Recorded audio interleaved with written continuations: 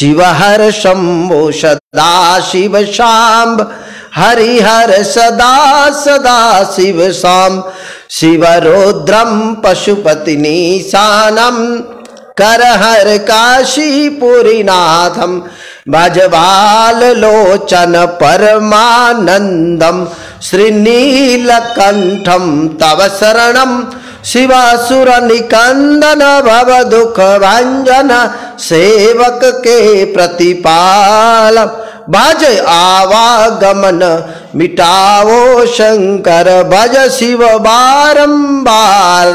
ये सांबेश्वर महादेव है जिनका रहे शिव महापुराण में भी उल्लेख है। सोमवार के दिन आके यहाँ तक तो हमारे यहाँ पुराणों के अंदर उल्लेख है कि निर्मल मन जन सो मोहि पावा मोहे कपट छल छिद्र न भावा।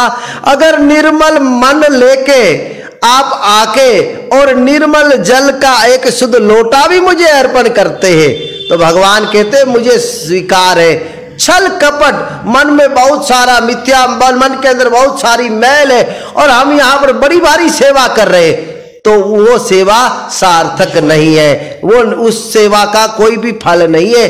और कहा है हमारे पुराणों के अंदर कि भगवान भोलेनाथ आशुतोष महादेव को रहे दूध दही शहद शक्कर और इनके साथ निर्मल जल गंगा जल से अभिषेक करे, धूप दीप नैवेद्य से फल पुष्प के साथ भगवान भोलेनाथ को आक धतूरा भांग और बिल्व पत्र अर्पित करे जिसकी सारी मनोकामना पूर्ण होती है।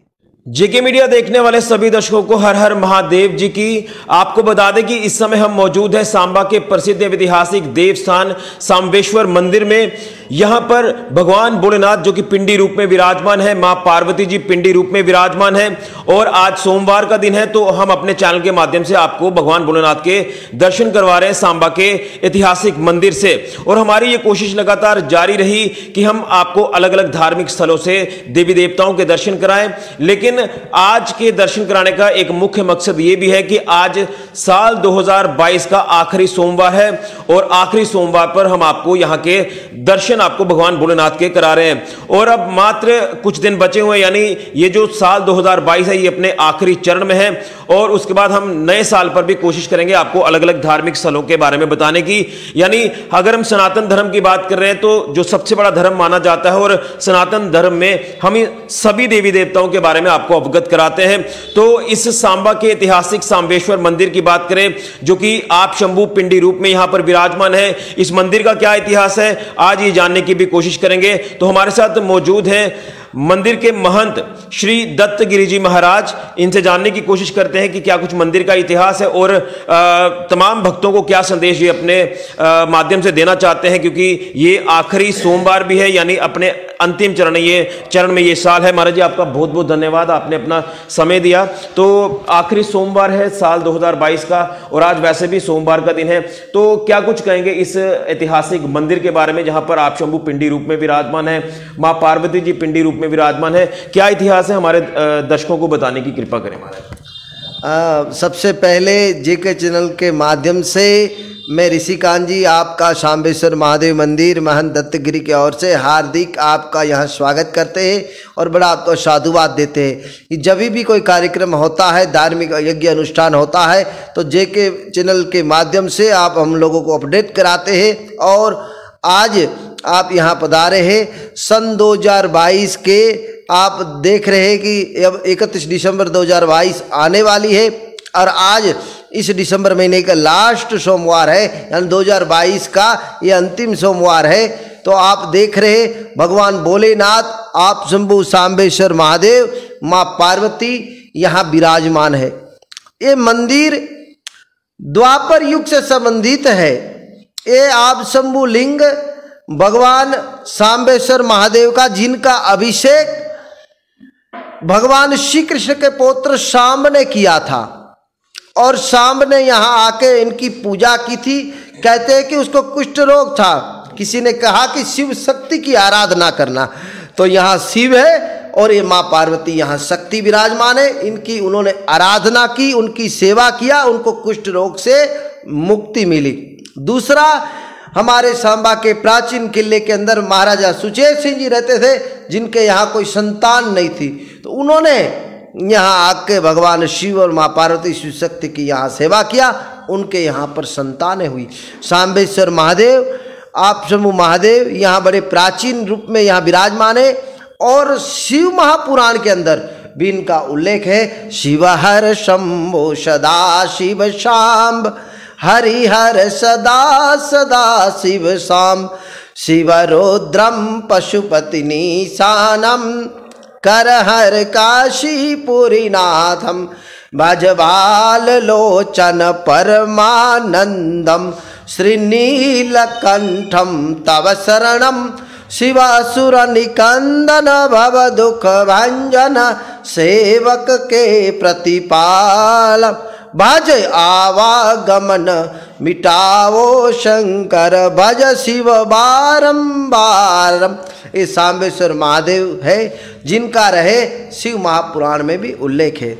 तो आप यहाँ पहुँचे आपके माध्यम से, और जितने भी यहाँ पर दर्शक देख रहे, माँ भगवान पार्वती और भगवान भोलेनाथ का आप पर सदा आशीर्वाद बना रहे। जी महाराज जी, अब जैसे आपने भी कहा कि आखिरी सोमवार है, तो क्या कुछ आपका संदेश रहेगा तमाम भक्तों से, श्रद्धालुओं से, हमारे दर्शकों से, ताकि वो भी यहाँ पर आएँ, क्योंकि एक ऐतिहासिक मंदिर है और जिनको नहीं भी पता इस मंदिर के बारे में वो भी यहाँ पर आएँ और भगवान भोलेनाथ आप शंभू जी के दर्शन करें।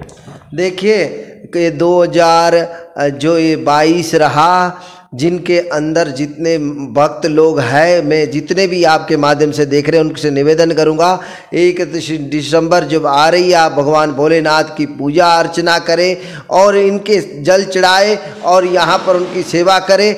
आपका आने वाला 2023 का साल आपके लिए बड़ा शुभ होगा, आपकी सारी मनवांछित कामनाएं पूर्ण होगी।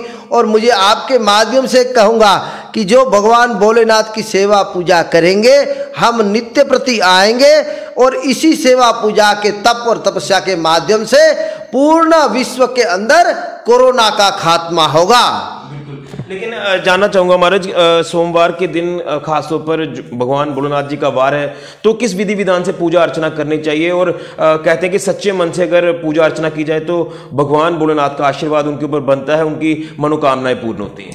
देखिए, सोमवार के दिन आके यहाँ तक तो हमारे यहाँ पुराणों के अंदर उल्लेख है कि निर्मल मन जन सो मोहि पावा, मोहे कपट छल छिद्र न भावा।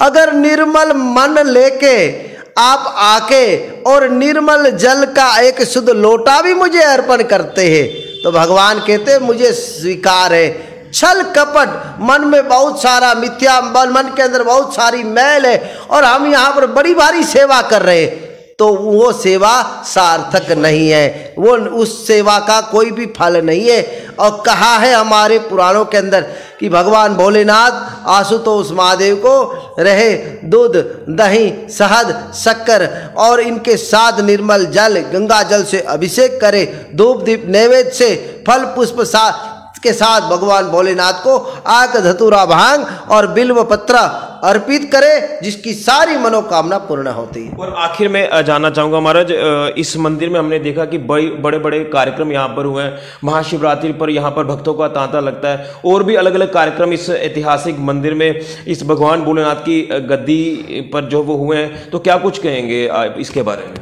देखिए, इस मंदिर के अंदर आपके माध्यम से कहूँगा कि यहाँ के जो पूर्व महंत थे ब्रह्मलीन आत्मानंद गिरि जी महाराज, उसने बहुत बड़े 4 रुद्र महायज्ञ किए। 5वां नवचंडी यज्ञ आपके माध्यम से हम लोगों ने किया। महाशिवरात्रि कार्यक्रम और जन्माष्टमी महोत्सव, सालाना वार्षिक उत्सव, ये सारे जो कार्यक्रम हो रहे, ये सभी आप नगर निवासियों के संपूर्ण तन मन धन के सहयोग के साथ यहाँ हो रहे। और इस धार्मिक यज्ञ अनुष्ठान के अंदर सारे लोगों का इस मंदिर के अंदर सहयोग है और आगे भी सहयोग बना रहे, यही उपेक्षा के साथ हम लोगों से, यही आप लोगों से, ये इसके माध्यम, भगवान के माध्यम से यहाँ आशीर्वाद देना चाहेंगे कि 2023 का आने वाला साल आपके लिए सदा बहार बने रहे। 2023 के वर्ष के अंदर आपको भगवान भोलेनाथ की असीम कृपा के साथ आपका जीवनमय सुखमय हो, आपका परिवार सारा सुखमय हो और आपकी सारी जितनी भी मनोकामना है ये भगवान भोलेनाथ माता पार्वती पूर्ण करे।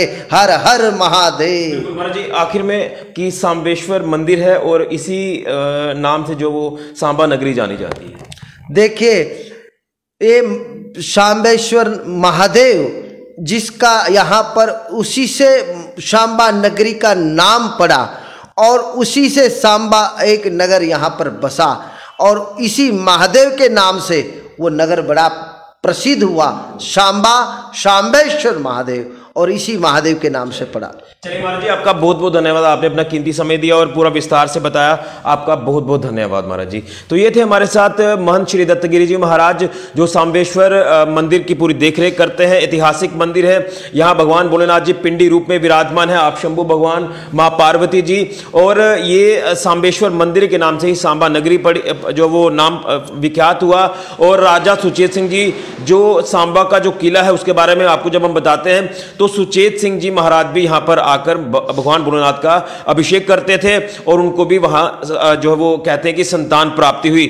और हम यही कहेंगे कि भगवान भोलेनाथ जी का आशीर्वाद आप सब पर बना रहे, आप सबकी मनोकामनाएं भगवान भोलेनाथ जी पूर्ण करें, आपके परिवार में जो है वो सुख समृद्धि आए। और ये साल का आखिरी सोमवार है, उसी को लेकर हमने आपको आज सोमवार के दिन भगवान भोलेनाथ जी के माँ पार्वती जी के दर्शन कराए। तो महंत जी ने भी पूरा विस्तार से बताया कि इस मंदिर का क्या इतिहास है। तो आप भी यहाँ पर आए, भगवान भोलेनाथ जी का आशीर्वाद जरूर पाएं, लेकिन सच्चे मन से आएं। और कहते हैं कि सच्चे मन से जब आप यहाँ पर पूजा अर्चना करते हैं तो आपकी मनोकामनाएं भी पूर्ण होती हैं। तो हम सभी दर्शकों को, सभी भक्तों को यही कहेंगे हर हर महादेव जी, और इस मंदिर में जरूर आएं। और वैसे भी सनातन धर्म जो सबसे बड़ा धर्म माना जाता है तो अपने देवी देवताओं का सम्मान जरूर करना है, विधि विधान से पूजा अर्चना करनी है। तो सबका आने वाला साल जो है वो 2023 अच्छा हो, साल अच्छा गुजरे, और साल 2022 जो अपने अंतिम चरण में है हम यही कहेंगे कि ये साल भी जो वो अच्छे से संपन्न हो जाए, इसी की हम कामना करते हैं भगवान भोलेनाथ जी से। फिलहाल के लिए कैमरामैन राहुल के साथ ऋषि खजुरिया, जेके मीडिया के लिए।